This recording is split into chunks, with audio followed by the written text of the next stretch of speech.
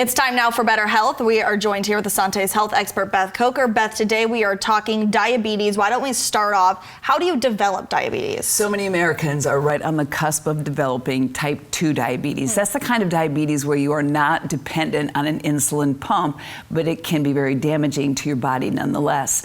Sugar levels raise to unreasonably high levels in the bloodstream, and they're not aware of that because the symptoms can be so subtle. The problem with type 2 diabetes is it can damage your nerves, your retinas, and do real havoc on other organs in your body, numbness, those kind of effects. And if diabetes type 2 goes untreated for too long, some serious health problems can arise. So you touched on symptoms. Let's talk about them. What should be people looking out for? One of the most common is that more frequent urination, especially at nighttime.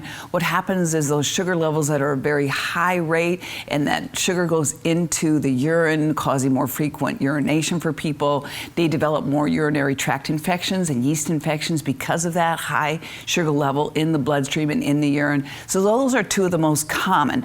Other things we see is that people suffer from vision loss. They report a numbness or tingling in their hands or in their feet. They have cuts or bruises that are not healing properly. And one thing is that they start to lose weight unexplainably. Now, you would think that would be a positive side effect, but it's not. What's happening in the body is you're not metabolizing that glucose for energy, so your body goes to using fat stores instead. Not healthy. Something to be on the lookout for. So if we're seeing these symptoms, then when do we see the doctor? It's important at about age 40. Medical providers tell us to start being tested for sugar levels in our bloodstream. And if those test results are negative, about every 3 years to be retested again. But if diabetes runs in your family or you have other risk factors that would permanent you to being diabetic, you would be tested more often.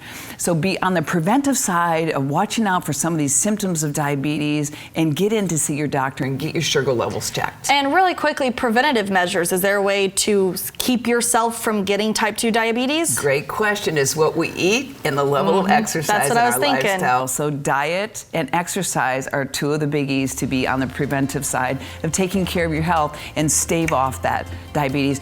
Studies show that if you can lose up to 10 pounds, it's much more beneficial to stave off diabetes. Okay, good stuff, Beth. Thank you. We'll be right back.